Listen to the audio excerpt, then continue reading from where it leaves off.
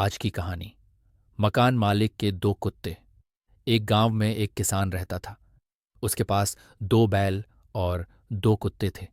एक बार उसे किसी बेहद जरूरी काम के लिए गांव से बाहर जाना था, किंतु उसकी समस्या यह थी कि खेत जोतने का भी समय हो गया था।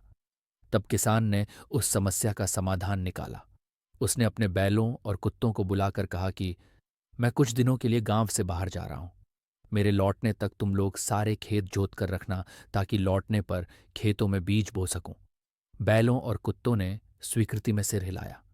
किसान चला गया और बैलों ने किसान के कहे अनुसार खेत जोतना शुरू कर दिया। लेकिन कुत्ते आवारागर्दी करते हुए पूरे गांव में घूम घूम कर समय बिताते रहे। बैलों ने किसान के लौटने से पहले पूरा खेत जोत दिया।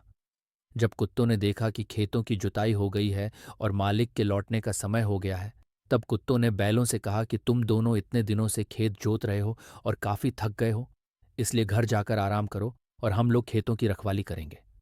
कुत्तों की बात मानकर दोनों बैल घर चले गए और आराम करने लगे। इधर कुत्तों ने सारे खेतों में दौड़ दौड़ करके अपने पैरों के निशान बना दिए और खेत के किनारे बैठकर किसान का इंतजार करने लगे। थोड़ी देर में किसान भी वापस गांव आ गया और सीधा खेतों पर पहुंचा तो देखा दोनों कुत्ते वहां पर बैठे हैं। खेतों की जुताई भी हो गई है, परंतु बैल कहीं नजर नहीं आ रहे हैं। किसान ने कुत्तों से पूछा कि बैल कहाँ हैं।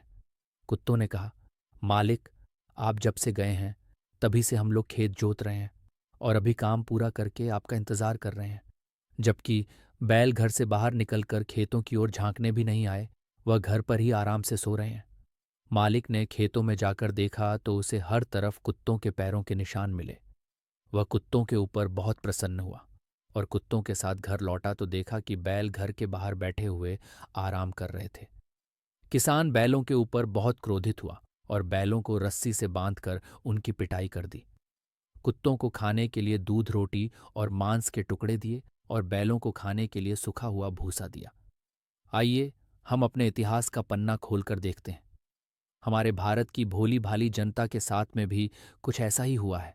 दोनों बेलों की तरह दूध दही मक्खन घी खाने वाले छल कपट करने वाले को तो हम अपने दिलों इस प्रकार बसा लिया है कि छल कपट को जानते हुए भी मिटा नहीं सकते, और हम अपने इतिहास के वो हीरो वीर योद्धाओं को बहुत कम ही याद करते हैं।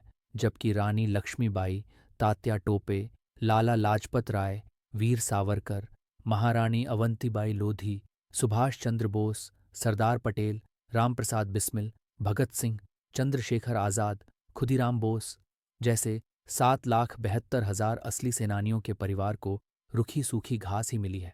अगर देश की कमान सरदार पटेल या फिर सुभाष चंद्र बोस के हाथों में होती तो आज हमारा देश एक अखंड भारत होता और दुनिया में अलग ही हमारा नाम होता।